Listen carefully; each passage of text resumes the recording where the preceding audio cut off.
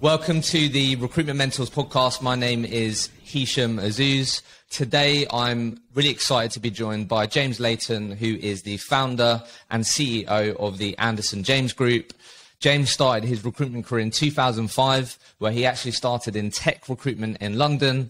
Since then, he has worked for multiple recruitment brands, including Michael Page, and he took his recruitment career into the property and construction markets. In 2015, he set up the Andersen James Group, who now have 4 key divisions within the business: executive, housing, construction, and consulting. The business is now nearly 6 years old. They have 16 people in the company with ambitious growth plans. And James's role within the company now is all about the strategic direction, the growth, and the day-to-day management of the group altogether. So, James, it's a pleasure to finally have you on the pod, mate. Welcome. Thanks, mate. Excited for this. So, where we always like to start, in your opinion, what characteristics and traits do you think make up a highly successful recruitment consultant? Yeah, well, being an avid listener, I knew it was coming. So we've done quite a lot of work as a business on this with the management team recently. And bar the usual stock answers of work ethic and all the things that you hear, like resilience, etc., we broke it down into 3 areas. I think we look for people that are inquisitive and curious. We think it's a big part of what we do. We look for people that have got quite obsessive personalities, so that are willing to sort of throw themselves into things and really sort of double down on being entrenched in their marketplace. So the way we test that generally is like, what have they been obsessed with previously, whether that might be sport, it might be a hobby, it might be something else. Like, where have they really gone the extra mile? And I'm sure we'll talk a little bit about that. And the other one's communication. But previously, if you'd have asked me 5 years ago, I'd have said verbal communication. But we really test now written communication. Really? It's a big part of what we do, yeah. So we've started to, as part of our interview process, we've started to get candidates to write a spec about themselves or an email to outline an introduction. Because, you know, I don't know what other markets are like, but our market specifically at the moment is, you know, 50-50, I would say, verbal and written. Yeah. And so you've got to be able to write well. And as you know, from a personal brand perspective, you've got to be able to write good content from time to time. Yeah. Yeah, that definitely was never my strongest point, to be fair, writing. I think, have you you or the team ever used a tool or heard of a tool called Grammarly? No, but it's interesting you say that. I've used it personally, but the team don't use it. But just to make sure, if I'm sending out anything important, I just run it through that tool and make sure it's accurate. Yeah, because that's what I mean. Like, relying on a human person to always make sure it's accurate. There's going to be things that slip through. And I remember I actually did a similar thing. My boss got me to do a similar thing when I joined his recruitment business. And I was actually that bad at sort of writing. I didn't have that enough confidence. I paid someone to do my CV. Did you? Yeah. It was like 70, 80 quid. And I was like, what? Yeah, why not? Do you know what I mean? Obviously, I just blagged it as well. I was like, yeah, I did the CV, all that. So, yeah, like, fair. But I get the written thing. But I think there's definitely tools that people should use that can help support with that. But there's going to be key things you're going to be looking for. Like, are they actually capable of putting things together? 100%. Yeah. So, obviously, being in the recruitment game for a while, a lot to uncover, but obviously I want to really focus on the sort of AJ journey so far since 2015, right? But let's just touch on James Leighton, early days, being an employee, a recruiter in a few different recruitment brands. So I didn't actually realise that when obviously I prepared for this. I thought he was always like in the Manchester way, but obviously started in London, right? Yeah. In like the classic tech recruitment. Like when you think about early days of recruitment for you, like what comes up for you? How, like what was difficult? Like how do you see the past? It's interesting. I moved to London on my own as a young 20-something-year-old chap. And I got into a bit of trouble back home in terms of, like, I was from Burnley originally. There's not a lot of, in terms of industry there. So I knew I had to move out of that area to try and progress my career. And I went down to London and I met a rec to rec at the time. I didn't know they were rec to rec. I met a rec to rec and they said, look, recruitment would be great for you. You need to do this. And I remember getting off the tube once in Bank as like a bright-eyed, bushy-tailed young man and thinking, fucking hell, this place is insane. Like, everyone's got suits, ties, all that sort of stuff. And I went to like 5 interviews and ended up joining Portland Resourcing, but I had no understanding of what recruitment was. And they put me into SAP Tech in Germany. which was an interesting time. Burnley lad taking over the SAP German market, mate. yeah, honestly, mate, you couldn't fucking write it. And like, to be fair, they just give me like a Zing license and said, this is, at the time now I realise it's like a LinkedIn platform, and you just need to connect with all these German SAP professionals and try and place them into global businesses. And to be fair, it was a massive introduction to the sector, because 90% of the people didn't want to speak English to you. So you were just trying to get through gatekeepers in English, and it was... Wow. It was an interesting period. I mean, yeah, but obviously you worked there for like nearly 4 years. So like, like surely, like what, that must have been a bit of a roller coaster, no? Like surely that must have been really difficult. There's tools, like there was translation tools even back then, and so you'd put your emails through translation tools, you'd try and make an effort with the German culture. And the good thing about German SAP was that they're really, really disciplined in the way that they work. So if you do get a relationship in that area, and a lot of these businesses, you know, we were working with like global companies, Coca-Cola, you know, the big businesses, a lot of them spoke English. Yeah, sure. The interesting thing is, if they didn't want to talk to you, clearly their English got worse and worse and worse as the conversation went on. Really? So it was easy to get pied in that world. But I think when I started out in that journey, like my journey was slightly different in the fact I had to make it work. I was living in London, I had no money. I was like, I'm going to make commission here to just even get on the tube every day. So yeah, you just like, you burn the boats. I'm sure you've heard that phrase before, right? Pretty much. Yeah, we burnt the boats. There was no other option other than to make it a success. And to be fair, it was a tough 12 months. You know, it was really tough. But in some ways, I always say this to my guys as well. It's like, it's sometimes better when you don't know, i.e. you just throw yourself into it, and it's the normality for you at that time. Looking back now, if someone said go and do German SAP, I'd be like, I'd rather not. But at that point in time, it was needs must. Yeah. So I guess interested, best piece of advice you got early on, do you think, that helped you? Well, as we just said, be fearless. You know, the thing that we've started to see, and our training's definitely got better over the last 5 or 6 years, but is that we really look for that now in a person. Like, will they throw themselves into situations that are difficult and push themselves out of comfort zone? And I think I've always been pretty good at that in terms of just totally throwing myself out of my comfort zone and seeing what happens. And if I hadn't have done that in that situation, I think the result would have been very different. It was a high turnover company that I worked for, in the sense that it was really hard. International markets weren't easy back then. I think a lot more companies have gone overseas now, and it's definitely become more the done thing. Back then, it was genuinely foreign. Excuse the pun. Yeah, fair. Okay, love that. So, talk to me about how did you then obviously go from? Obviously, I guess I'm just curious on like how you dealt with transitioning markets, right? Interested in that, because obviously some people obviously will think about that in their career or be quite worried about that. So how did you then end up going from that sort of world to then, obviously by the time you was in Michael Page, or was it at HR Go Recruitment, you was already in the more property space? Yeah, it's interesting. I did 2 tech companies. So I worked for a business that at the time were called Chapman Black. I think they changed their brand a couple of times. But I moved from Portland Resource into a business called Chapman Black more latterly, and worked for a guy called Ezra Chapman, who was pretty inspirational and someone that really like drove me into a different part of my career. And I think through seeing people change markets there quite often, I thought, look, I can do any market here. And an opportunity just arose to join HR Go to work on one account. It was like a big account management job. And I thought, I fancy that. And so I tried it. At the time, I didn't see the relevance of me moving markets. I just thought it's recruitment. You can do that. It is what it is. Yeah. I can do that. But obviously now when people have started to niche markets a lot more, I think it's a lot harder for people to move between different markets. You're starting again almost, so that's the perception. But we've got a guy who started with us, Rick, who you've met, and you know, he transitioned insurance, wasn't risk. It? Insurance finance. Yeah, risk, insurance, finance, financial services. And he is absolutely smashing it. It's 12 months in. So it can be done with a little bit of strategy combined with a bit of elbow grease, to be honest. Yeah. Well, let's just peel back the onion a bit on this then, because I think it's useful for people. I think, obviously, I'm sure, obviously we're talking offline, like how difficult it is to hire for your business at the moment. But I guess any advice for anyone that like is maybe thinking, you know what, I want to stay in recruitment, but I actually like the idea of potentially changing markets, or I'm concerned about changing markets. Like what advice would you give me if I'm making that transition or considering it?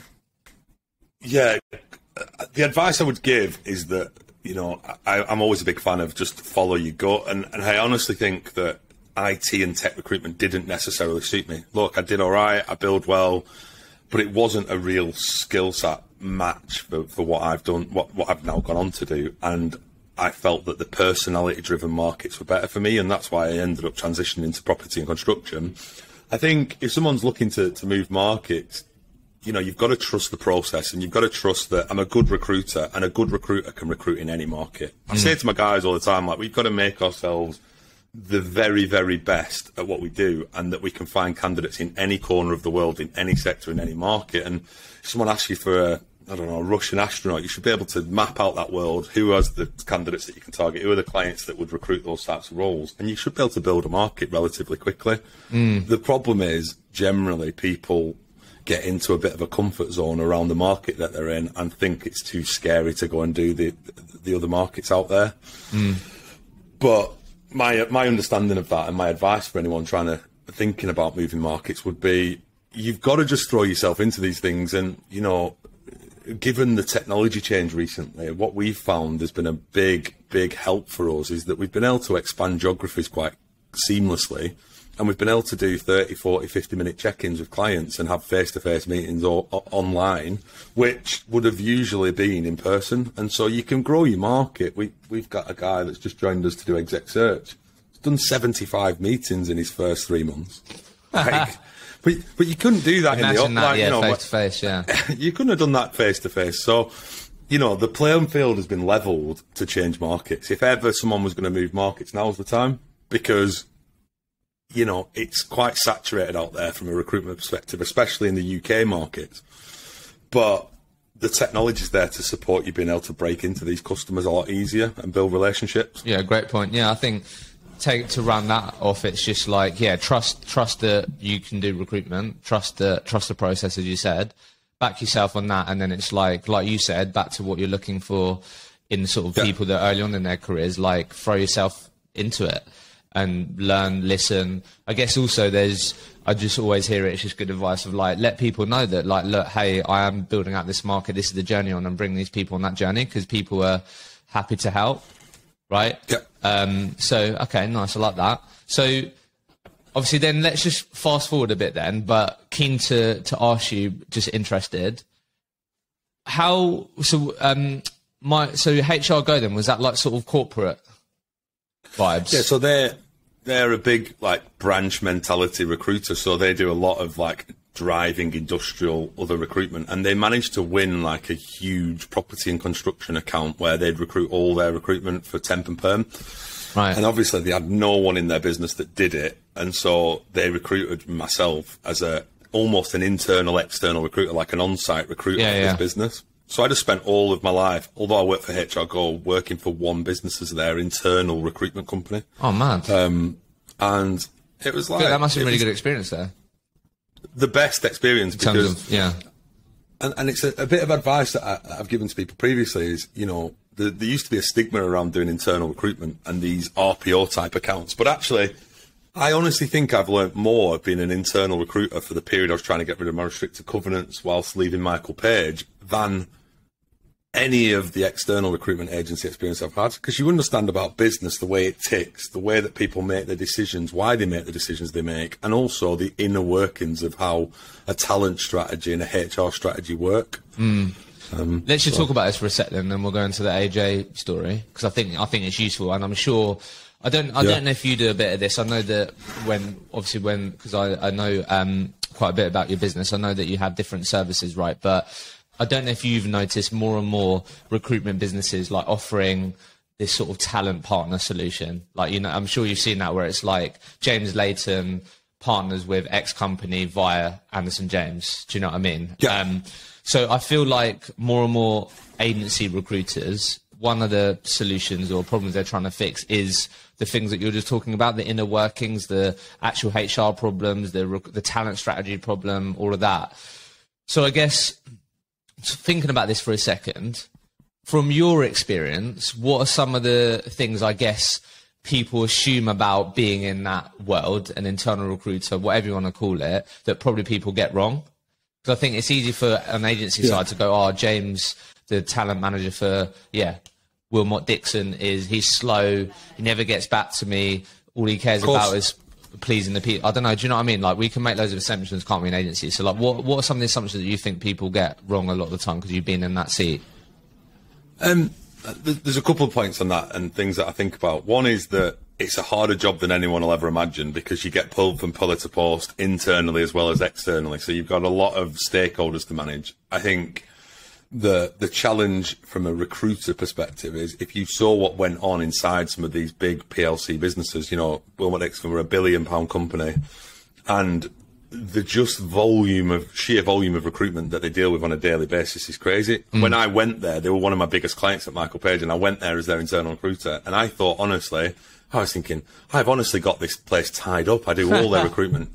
And you get inside and realise, wow, my tiny, tiny percentage that I used to bill in this business, there's thousands of recruiters making 200, 300, 400K out of them. And I'm like, you honestly just think from a perception, and it's something that I tell my guys all the time, is like, don't ever get assumed that you know everything about a business, because clearly when I've gone internal, you're like, wow, I am small fry in this place, like in terms of what I've done for them.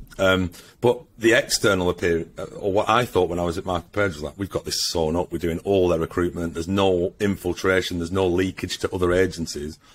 I was ridiculous. I was like number 20 in the list of agencies that work with them. That's nuts. And I think, I think people can... That's where I think people go wrong when it comes to like expanding accounts, right? That they can assume, like you just said, got this client suite in the palm of my hand, do a lot of their business. But maybe thinking back, you could have probably asked a few more questions or been a bit more curious maybe to find out and realise, actually, I'm only doing a sliver of what I could be doing or what my wider team could be doing.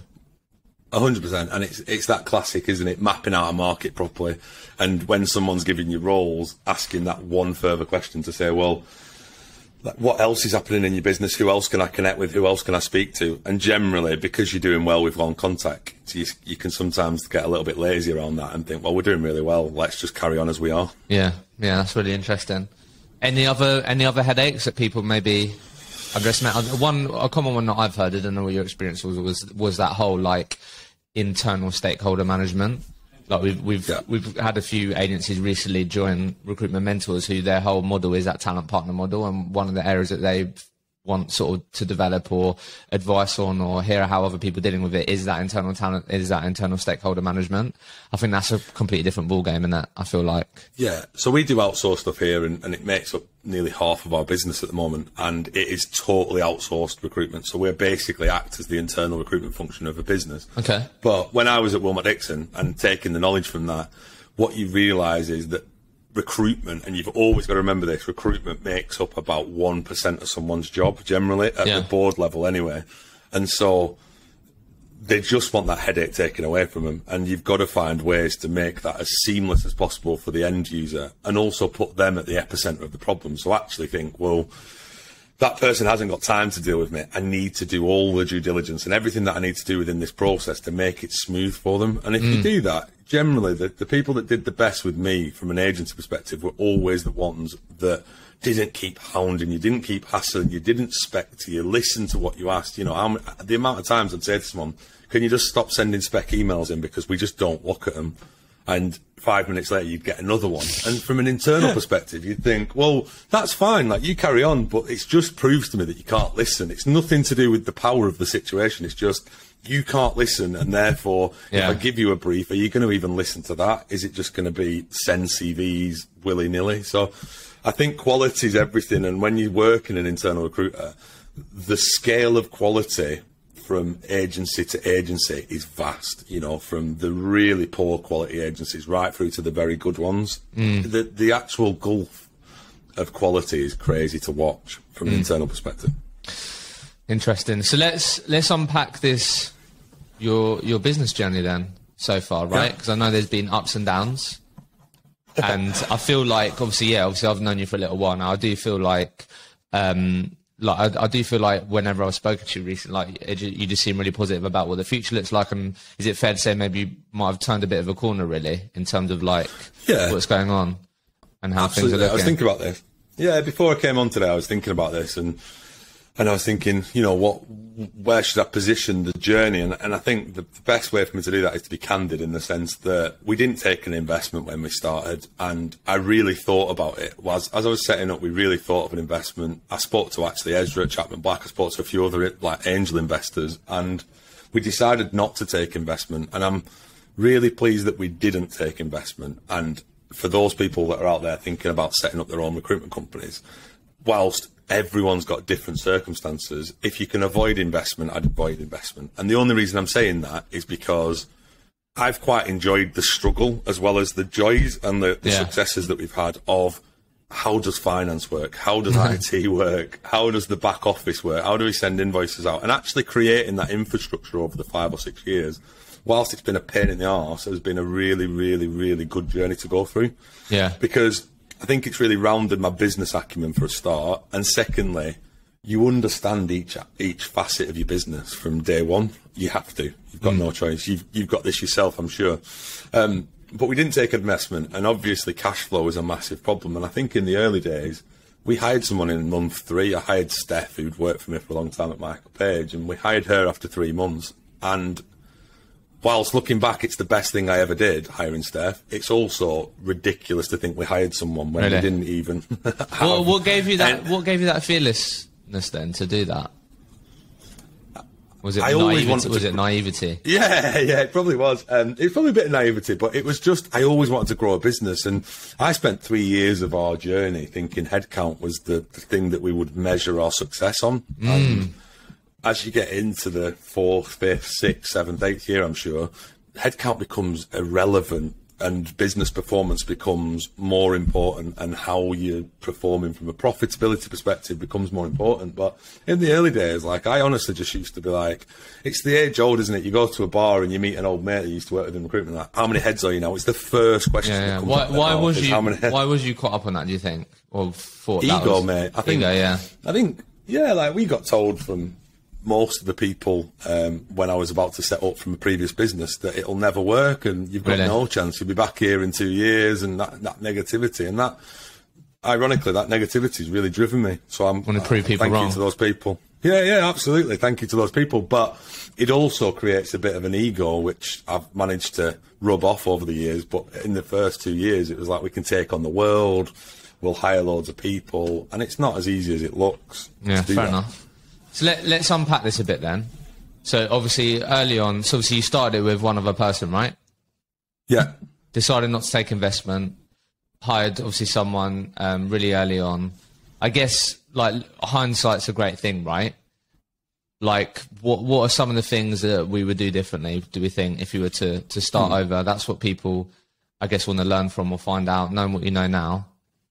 How would you approach things differently, do you think?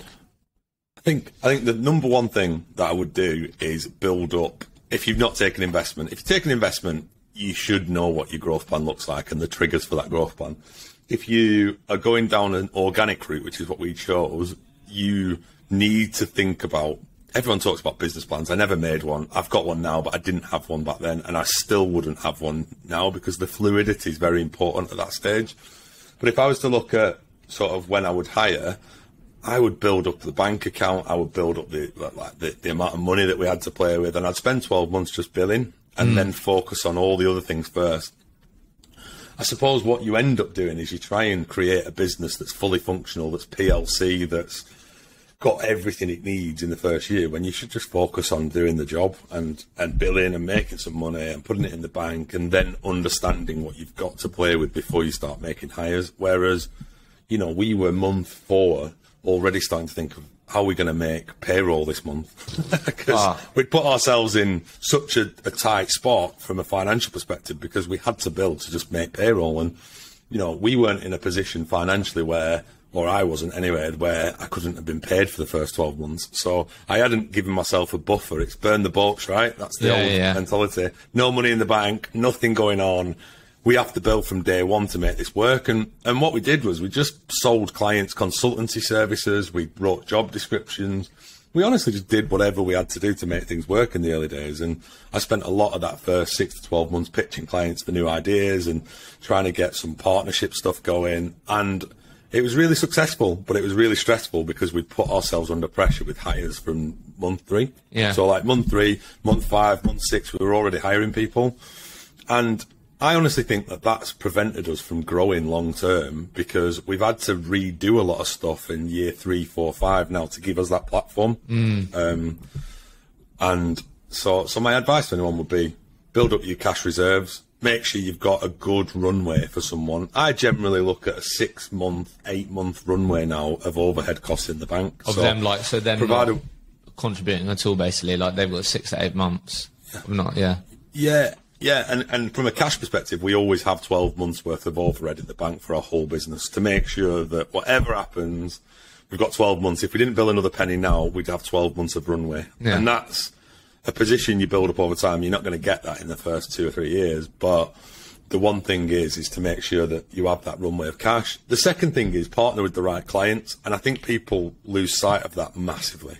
So we partnered with anyone that would work with us in some cases, and we would just do whatever we needed to do to make revenue in the first instance. And there's bad clients and good clients, right? Bad pound, good pound, as I call it with the team, and actually partner with businesses that share your values, and partner with businesses that generally are nice to work for. Because what we didn't realise is we did loads of revenue people in the first year. They wouldn't pay us. We couldn't get hold of them. They didn't like working with, it was a forced relationship because we were chasing revenue. They were just trying to get a quick service. And it was a bit, in some cases, really good from the partnership stuff we did. In some cases, the one spot work that we did with clients ended up in tears every time. Really? So I was going to ask you, like, so how would you describe bad pounding? Because I think right now, I'm sure you agree, a lot of recruiters could fall into the trap of being busy fools, and there's loads of live jobs at the moment, and like you said, working bad pound jobs. So like you said, clients that you enjoy working with, clients that actually pay you. Like, what other things could contribute to bad pound, do you think? So, I mean, we do this in training a lot with the guys, but just having good quality jobs, like we were working with businesses that we knew had bad reputations at times, that we knew were struggling financially, that wanted to drive our rates down to lower than we were prepared to work at, that, when someone drops your service fee, or someone wants to drop a recruitment fee at this stage in this market right here, right now, you've got to ask yourself, why is that, and what level of service are they looking for? Because for me, learning from the first year, we just was hanging on to any fee and anything that we could get hold of. But we were working multi-contingent jobs at times. We were working stuff with clients that we knew hadn't got a great reputation. And it does nothing for your reputation to work with businesses like that. So, after 6 months of doing that, we were just like, right, we're just going to work with businesses we like. And we just took a no dickhead policy, really. Like, we're not going to work with people that we don't want to work with. And it's the best thing we ever did, because if I fast forward to months 6 to 12 and onwards, we just worked with 3 or 4 really good businesses. We got a really good relationship, and they're still our biggest customers of today. So the ones that we created in the first 12 months are still our biggest customers now. And then let's just describe really quickly, because everyone, this is subjective, right? But I think it's just good to hear different people's point of view. So just to make this really clear, how would you describe a good client, a committed client out of interest? What other things do we want to look for right now that could give us that confidence? I mean, I'd probably give you a different answer 12 months ago, but the market is so busy at the moment that I think a good client has to be mutually invested in the relationship. And I talk about this as like shared equity in the process. So if they aren't showing the signs of commitment they need to recruit the right person, typically those things fall down at the end of the process. So, if I look at our work at the moment, we're probably somewhere in the region of 65-70% retained at the moment as a business. Because, and, I know what people will say, but at your level recruitment, because typically our work is 60k plus, and people will say that that's an easy market to retain. We've also started doing 50, 40k roles retained as well, because if someone wants to recruit someone, and I just think of this from my own perspective, I retain a business in Manchester that does all of our recruitment for us, and no problem. If I'm going to hire someone, then it's the same fee. It's just structured in a slightly different way that gives everyone equitable value in the process. So we're just starting to test that commitment through pitching a retainer. Now, I was always taught at sort of businesses I've worked previously, like, pitch the top service that you offer because the only way that that can go is that they'll come down a level. So we've always pitched retained as a model to every role. And if that doesn't quite work out, well, you'll end up with an exclusive job. If you pitch multi-contingent recruitment, you're unlikely for the client to turn around and say, here's a retainer. Congrats. So shared equity in the process. So these clients invested in the process, coming back to you when you agree things. And if this client seems a bit disengaged early on, there's a good chance that, that things probably aren't going to go to plan to the end. And this might be a job that could actually hoover up a lot of my time, which isn't going to be good. Yeah, we do a lot of tests in our business. I don't know if other companies do this, but certainly we test that commitment with a new relationship all the time. So we'll set some agreed dates. We'll also send a test CV just to make sure that we get feedback on that CV. Like rather than go out and do 2 weeks worth of work, which you're typically going to do on a role, send a shortlist and then realise that the client's not coming back to you, we'll send a quick CV in the first 2 or 3 day window and say, can you just give us some feedback on this? If they never respond or we don't get any feedback, we understand then that they're not committed and we'll pull the plug on the process. And I love that. Let's talk about now quickly then. I know we're getting practical here, but I think it's really useful now. Like you just said, pull the plug on the process. How do we go about doing that? Because I feel like, I'm sure you've seen it in your team, it's quite hard to say no, right? Or quite hard to say, I'm not sure this is quite working out, James. Like how do we communicate that? Well, there's 2 ways. So we send the test CV. We should have pre-agreed that on a call that actually we're going to probably send you a couple of options to make sure we're on the right lines with the search, etc. We'll wait for you to come back until we start the search. So if you don't get that feedback in the time frame that you've agreed with the client, you don't really have a further action there. It's just until you come back to us, we're not starting on this role. And generally, it's like the thing that I think we're doing a lot of at the moment is taking it away from customers and saying, look, it seems to me that you're not quite committed to this process. That's fine. And by all means, we want to support you long term. However, right here, right now, it looks like you're not quite ready for this. So when you are, please do come back to us. And you'll either get 2 responses there. Well, we are ready, you need to crack on. Or, yeah, fair enough. Actually, thanks for giving us the candid feedback. We'll come back to you when we're ready to make a start on this. Yeah, I love that. That's great. Okay. And it happens all the time. We had one today, which is a real live example of, we had a retainer proposal out for 3 or 4 roles. We thought it was nailed on. The client thought it was nailed on. They pulled it because the funding wasn't available until 3 weeks' time. No problem. How that had worked on a contingent basis, though, is that we'd have done all the work and then they'd have pulled the plug when we'd done all the work. So I think recruiters of today and the modern age recruiters should be valuing their time more than ever before. And if they're not, unfortunately, there's going to be a lot of rabbit holes you go down that have no success. And that's not good for candidates, it's not good for clients, it's not good for consultants, it's not good for anyone in the process if everyone's wasting time. Yeah, for sure. All right, so we've spoken quite a lot about retained. I'm keen to just dig a bit more into that. But before we do, let's just talk about, I guess, let's just zoom in a bit on the last maybe 2 years or so. Let's just because I feel I'm interested to. So how would you describe the business before as you were going into COVID, would you say? How would you describe the business? And then let's talk about some of the things that you've learned, changed, that you feel have had describe the business to us before we went into COVID. Before COVID, to be honest, I had a bit of me and my business partner then, and we'll come back to that, but me and my business partner then were just having a bit of a lull at that stage. We were growing, so we've grown 25-30% year on year, which has been fine and it's been good. Revenue, top line revenue, profit, headcount slightly over that. I think at that stage, before COVID even happened, we were just having, I remember at the Christmas before COVID happened, we were like, are we feeling this? Where are we at? What are we thinking? And we never had a plan, so it's like, I heard it on another podcast the other day, for me it was like we're climbing Everest and we didn't really know what we were trying to achieve, so we got to the top of it and it was like, well, what are we doing? That's a tough place to be, when you've got all these people that you're responsible for. And And you've got to put a good face on for people, and I think the one thing that we've always been is really transparent, really open with people, but it just felt like it was lacking a bit of purpose at one point, and I was burnt out, we'd worked really hard, we hadn't taken many breaks in that period to get the business off the ground, and actually COVID was a blessing for us, other than the obviously horrible health things that have happened in the businesses and stuff. And some of my friends have got hospitality recruitment businesses, so I really did feel for them in that period. But for us, it was a real line in the sand, what we're doing next. And as we entered that period, me and my business partner decided that we were going to part ways, because I think what was happening is that we were pulling each other in other directions. So I was trying to pull to grow the business. He was trying to pull to make it more lifestyle. And it sort of put us in a bit of a lull period for the year that I talked about. And I think it was the right decision to say, well, if you want a lifestyle business, you've got to do that. Like, we both value each other's input to what we've done to this point, but I want to go and scale. And at that point, we're about 9 heads. Yeah. And it was like, take someone on, wait for them to bed in. There was no real strategy to what we were trying to achieve.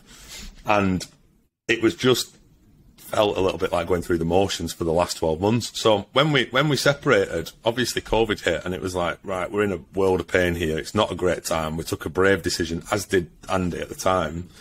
And he's gone on to do great things. And we've accelerated everything in our business since that point, in the sense that it was probably what we needed for a catalyst to go, right, what are we trying to achieve? Put a plan together. And COVID gave me like a reset. I don't know how other people feel, but it gave me a month where I couldn't do anything. So I just reset, wrote a business plan, got all my ideas down. I thought about how we were going to what I thought was going to be rescue the business at the time, because I thought we were going to go pop at one point, because you're just thinking, well, if this market doesn't come back for another 12, 18 months, how are people going to survive? But actually, our market came back really quick. We were really fortunate. Our key customers from the early years really bailed us out, and we've done really well ever since. But we're now on a proper plan, proper budget, proper financial plan. We invested in a non-executive director who put us on the right path. And I spent a fortune. Like, I doubled down on every single part of our business. Technology. We bought loads of new systems. We bought loads of things that we would upskill the guys. We did lockdown training sessions twice a week with the guys, so that they just kept fresh while they were on furlough for a couple of months. And it's the best decision I ever made. Like, it was risky at the time, but it was either we double down now and we go for it, or we just accept we're going to be this 8, 9, 10 head business. And it wasn't something I was up for. Right, thanks for sharing that. I think a lot of people will relate to that. So few things I want to unpack here. Thinking about that period where obviously, ended up being a bit of a reset for you. What were some of the important questions that you asked yourself? Because I think a lot of this sort of stuff can come from great questions. So these are questions that people listening to this could start. Because I think that's such a horrible position to be in, isn't it? When it's your business and you're like, I actually don't know if I actually like the business and what we've created here. So what questions did you ask yourself, which helped you start realizing what you wanted things to be? Yeah. Well, luckily I had a great relationship with Andy, so we did a lot of this together in the first instance, and then I separated out my thoughts. But the thing that I didn't have at that time was a purpose. Like, where we're heading here, is it just a case of we just slowly but surely trickle away and make this business into what it is? Because it never felt like it could grow past 8, 9 heads. It felt like it was stuck at that level, and but it was still, in a weird way, tying me down. It was still, I had to be in the office every day. I had to be there for the guys. I had to make sure that, we had enough revenue coming in. It was almost like stuck between a lifestyle business and a growth business. And so the questions that I asked myself were, am I enjoying this? What's my purpose, and what's the purpose of our business? What we're trying to achieve, and where's it heading? Like, what do we want to get out of it? And what I realised is that, and the big learning for me in that whole period was twofold. One was, you need to have a plan of what you want to get out of it, but you've also got to accept that you can't just drive everything towards an event. There can't just be one target and it can't move and it can't be fluid, because it's like that Everest mentality I just said. Like, you're climbing up Everest and you don't actually know what you're trying to achieve at the end. So you need a bit of a plan and a bit of a structure in your thoughts around what you want to achieve, but actually it's got to be fluid so that you're enjoying the journey, not just enjoying the destination. Yeah, it's about the process, And I wasn't enjoying the journey. I was hating the journey, and I had to be quite honest with myself. Why am I hating the journey? And it was generally, I'd not enjoyed the person that I'd turned into, and I'd not enjoyed the business that we created at that particular moment in time. And it wasn't toxic, and it was fine, and everyone in our team will have not known what I was going through mentally at that stage, but it was just they were happy, but I wasn't. I was sat there thinking, this is not for me. And I employed a non-exec director. I got a personal coach. I got a business coach. And actually, over that period of time, I've really, really discovered what I want to get out of this. I love that. So yeah, it's been good. Would you mind sharing, you don't have to go into numbers and everything, but I think sometimes people will think, okay, well, I'm going to sit down and think about what the business is going to be turning over revenue-wise, what all that. So what are some of the, I know you said it has to be fluid, and I really like that. So obviously it has to be ever-changing, but you have to have some sort of North Star that you're aiming towards. What are some of the things that you're aiming towards in terms of, is it revenue, is it headcount goals? What are some of the core things that you write down? There's a couple of bits. Financial, we wrote a business plan financially. That was the first point, and that was the staple diet of we needed the financials to support the growth plan that we wanted to achieve. So I made a decision that it was going to be a growth business, and I made a decision that I was going to take less money, I was going to take less profit out of the business, and I was going to invest a lot more. Okay. And in order to do that, we had to get the numbers to where we needed to get them. So at that stage, so if I go 2019, our year to date was about 700k or something in that world, 750 NFI, which is not great for a 3-year-old business. But since that, we decided that last year we wanted to beat that, which we did, and then this year we're on a financial business plan, which is 1.5 million NFI, 2 million NFI, then 2.5 million NFI, that will end up landing us at £1 million net profit is the plan. Okay. And the reason for that was we realised to keep our staff happy, and we broke it into 3 key principles. Some are a bit corny, but we worked out, what does our business want to achieve? We want to do right by people, which we've always done. Small things, big things, everything. But if we're going to do right by our staff, what does that mean? Well, they've got to be paid well. The commission's got to be great, which it always has been here. We've got to give them training and development, progression plans, and a roadmap to success, what their success looks like. And we didn't have that, because clearly a roadmap to success means we need growth, because we can't afford people manager roles and director roles and all the other things if we don't grow. So we needed to do that. The second thing was around quality, not quantity. Right clients, right people, right staff, right processes, right infrastructure. And so we built that out as a plan. And the third thing was atomic habits or effective habits of just what the day-to-day processes look like and making sure that they're ingrained in our culture. Standards, yeah. I love that. Mate, thanks for sharing that. That's awesome. Have to ask you, I'm going to ask you about your non-exec. That's a common question I get. And I know we've spoken about things like that in the past. Investment in another common question I get, in that decision of right, instead of taking, I'm going to be investing more to grow more. What tools, tech and stuff have you invested in that has had a real impact on your business? Well, the first thing that my non-exec said to me when we started on our first call was 2 things you don't change in this industry. 1 is the commission structure. 2 is your technology system, so your CRM. So the first 2 things that I did was I changed my CRM system and I increased my commission structure. So, so obviously good at taking feedback, but we implemented Vincere. Right in the heat of lockdown, we decided that it was the right time. The old system that we used was clunky. I'm a real believer of Vincere as a system. And if I must have recommended 20 people to Vincere over the years, because I think they're going to change the game. And I can say that wholeheartedly, having used Bullhorn and another product, I can say that Vincere is number 1 in that world for a growing recruitment business, because it's intuitive, it's got intelligence suites, it's got everything that you probably need to scale. It's a whole operating system, not just a CRM, is it? It's the whole point. Yeah, it's brilliant. And they're brilliant. Eloise and the team there, they're great. And they're always there if you need them for anything. So, any other tools that you've invested in that are sort of non-negotiable for you, do you think? Yeah, we got told by our clients that Odro would never work or video technology would never work, and I can wholeheartedly say that they all love video technology now in their recruitment process. Brilliant. To save them time. So that's been good. We use Sourcebreaker, which has been a game changer for our delivery function, so the outsource part of our business, because it just saves them hours and hours each day. Yeah. And the latest one that we've used, we're just about to launch New York. Well, we have launched New York, but soft launch at this stage. So by the time the podcast comes out, it should be out there. Zoom Info, one of the best things I think I've ever seen. It's good in America now.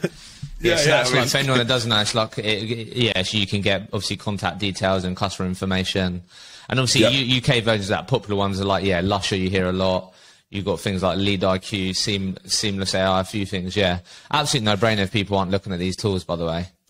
Yeah. Well, the Zoom Info thing as well, they've just bought a business in the Europe, which means that they're downloading thousands and thousands of records. But in America, if you're going into America without Zoom Info, struggle. I mean, it's just, I think it must level the playing field with any big global business that are out there already. Because it's for sure. There's not a contact on there that's not got mobile number, email address, contact details. It is insane. Yeah. Okay, so before we finish, I just want to make sure we've sort of made this crystal clear for people. So, common question that I get are, as I'm sure you'll be aware, most recruitment agencies in the UK are at the size of what you're at, right? Previously, in terms of like around 10 people, right? So let's just say I'm someone that owns that business and I do want to grow, but I am yo-yoing all the time. I'm not sure what the sort of next step is. Obviously, as I said in the intro, you're at sort of 16 people now. And I know, as you said offline, like you're in a position to grow that even more. It's just obviously getting the people. Yeah. Like, if I'm listening to this right now, what things do I need to sort of start immediately looking at and maybe taking action on that could put me in good stead to like go from 10 to 15, 15 to 20 that you've done? You think I think the best thing I ever did from a structural point of view is write out where your prospective heads would go. So, for example, when I was at 10 heads, and I'm sure people are like this, I was like, I don't even know how these people get to 100 heads. Get an org chart and write down exactly what markets, what specialisms, what areas of the country you would put people into, or international if it's international. Because when I did that, I realised I didn't have enough divisions and enough niches in order to be able to create enough headcount. That was the number one thing that I did. And that just visually gave me something I'm a visual person, to look at a structure and go, wow, you could get to 50 heads here with all these different markets. So that was one. The second thing, which I think was quite important, was build your infrastructure as if you're going to be a 100-person business. Love that. So at the minute, I've built our infrastructure as if we're going to be 50 heads. And therefore, you put yourself under a little bit of pressure. When you start buying Sourcebreaker and all these different tools, you think, we are set up now to be able to be 50, 60, 70 heads. Everything's set up now. We've got an FD, we've got finance, we've got IT head, all of it's set up. But I think what people do, and I did, is you start to hire people before you're ready, and then nothing's in place. Your induction's not working. Nothing's actually there. So I think for us, it was about getting ready before we started to hire people. And then the third thing is, you've just got to trust in yourself and have the confidence to do it, because 10's a really comfy amount where you're making good numbers and you're making good money. As you start to break through 15 heads, your profit margin does erode slightly. So I'm be sure it comfortable will with that, expect that. Like you said, like what you've done, right? You've invested to grow more, right? Rather than make more money to take more money for yourself and whatever you're doing with it. But go back to that thing that we said about understand what you're trying to achieve. Because if you're just trying to achieve a profit-based business, don't grow. Like, stay at 10, 12, 13 just be extremely profitable. You can make loads of money out of doing that. But if you do want to grow, you've got to sacrifice. It's the same as anything. And the sacrifice is typically the owner's profit. And, like, if that's the case, then the money that I take home is a lot less than it was. But it's because I know what I'm aiming towards now. Yeah, no, brilliant. Before we finish, then, I have to ask you, because you've been really open on this. I wanted to, I guess, just really ask a question or try and uncover it a bit. You said a few times, obviously early on, mentally it was stressful. You said, obviously, at that period where you had a reset, you invested in yourself as well as the business. I guess, what things have helped you mentally, like, get through things? Because I know you said, obviously, before we started, like, obviously thinking about the dark days and stuff like that. So just curious, like, again, like you said, like, as the owner, sometimes you put that pressure on yourself to show a brave face. Like, people wouldn't have known how James actually felt about the environment that he's built, or that you weren't satisfied or fulfilled. Yeah, I guess just talk to us about that process of like coming to terms with that, and then I guess, yeah, maybe just talk a bit about it, because people might be feeling like that, and sort of there might be some things in there that could help people move forward or take a step in the right direction that could help them mentally.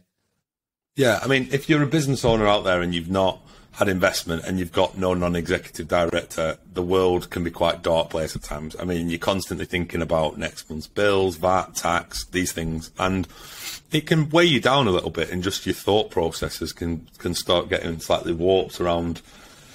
There's a lot of things to think about and a lot of moving parts. I think the thing that really helped me recently and helped me at that period was having a business partner. Great, understanding guy. We talked a lot. He was really supportive, and we were supportive of each other. So that was great. When I've lost the business partner, I've had to plug that in with some external help. So I've got a good network of people. Yourself, like everyone in the network that I have now, you could lean on people for advice. But having a personal coach has been the best thing that I could have ever done in terms of just... It's like having a sparring partner, right? You let all your frustrations, and you can vent about how you're feeling about stuff. And I think there's a bit of a stigma, especially with blokes and other business owners that I know.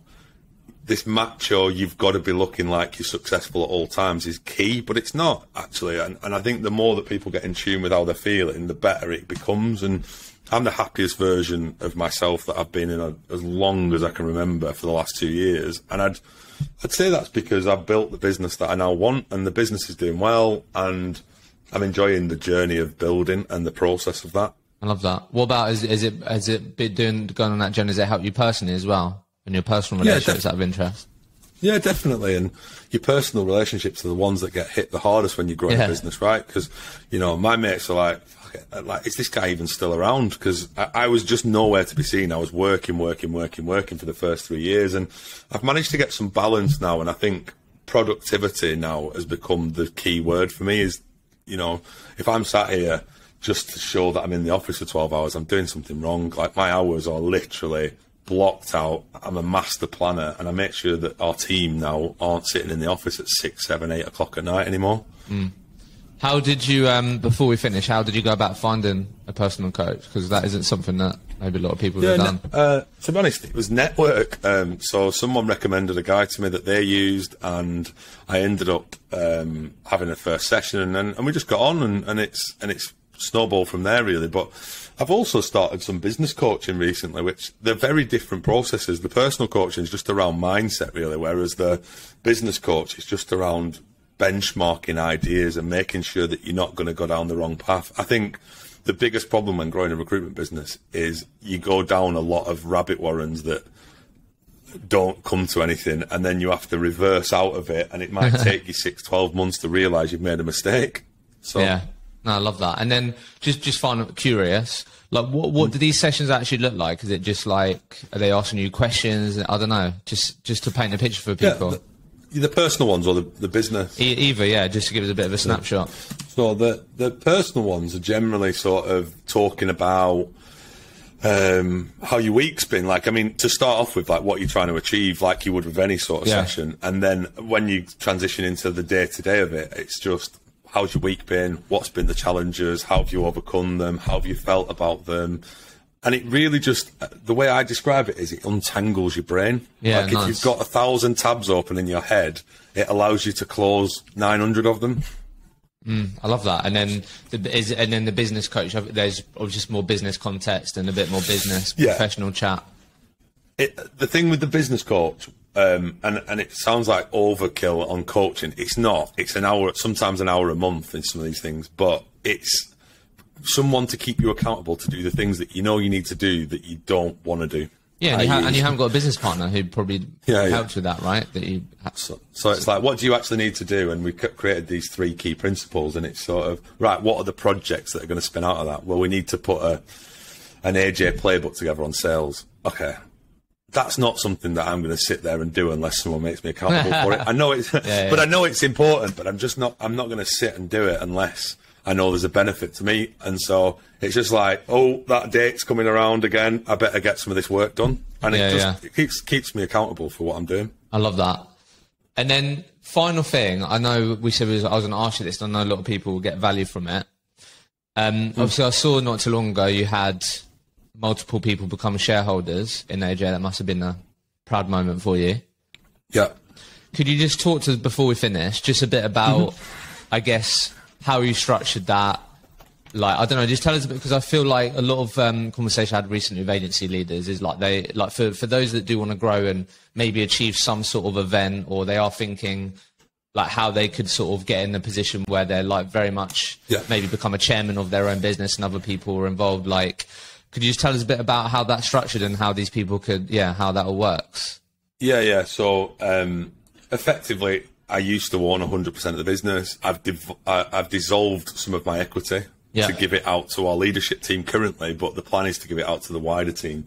So I've put that equity in a pot for the leaders of our business, and I've divvied that up and said, look, these are the divisions that you run. This is where we want to get to from a target perspective as a business. I'm going to give you this equity today, and then you can grow that equity in our business over a course of 3 to 5 years. Love that. So that was the first thing. And that's not, just for clarity, that's twofold. We've got an EMI scheme for staff so that they can own shares in our business, and this is equity. So I'm physically giving out. Yeah, it's different. So, and it's important for me that I bring people on the journey with me, that I'm not just this person that takes. And I've become less money motivated as the years go on, and it's all about building this sustainable business now. And so, I brought, obviously, Steph, our first ever employee, started as a senior consultant, now runs her own business unit, and she's got equity. Rick and Marcus, Rick I brought in from Oliver James 2 years ago. He now owns a good size of the business and runs our sales function. And Marcus, who came in recently, is going to be in charge of our exec search practice. And so I've got the 3 pillars of my business now that I'm going to build out people through. And then people like Alicia that you've met, is on a trajectory now to get herself into a position to get some EMI shares. And over time, what I'd like to do is that the team own half the business. I love that. Yeah, anyone that's like thinking about that, I'm sure you'd be happy to get in touch with you. 100%. I guess to wrap this up, like what have been the positives that have come out of that so far? I feel like that would be such an uplifting, like optimistic thing to have given to you, or the opportunity. Like what's been the impact so far, do you think, in terms of, from your point of view? Yeah, the impact's been great. However, like, to go back a step, I've not given that out as an incentive necessarily. It's twofold. I've given it out as a reward for real hard work and dedication, but it's incentivizing them for the future. But the thing is, there's nothing better, right, than feeling like you've got the ability to own part of a business. So there's no one sat out on our sales floor today that can't have that same situation happen to them. And that's important to me, because I got given that opportunity early on, and I've taken my opportunity, but I want to be able to share that success. I think the positive thing is that it's really, really glued our culture together. Yeah. If it needed doing, but it just feels like everyone's on the bus in our business at the moment. Yeah, and everyone's, like you said, you've nailed down what that purpose is, and people can really see that, and they're all going in that same trajectory. Yeah, and also it's given real accountability through the structure of our business now, that I don't run any part of our business. I just help the guys with what they need. So if Steph needs me, I'm around, and I do a lot around the podcast now for our client base, etc. But my role now is just to outwardly present AJ, and I've become an internal recruiter. I'm just recruiting people for our team now. Love it. James, been an absolute pleasure. Thanks for being super open, honest. No worries. Really enjoyed that. Thanks a lot. Cheers, mate. Thank you.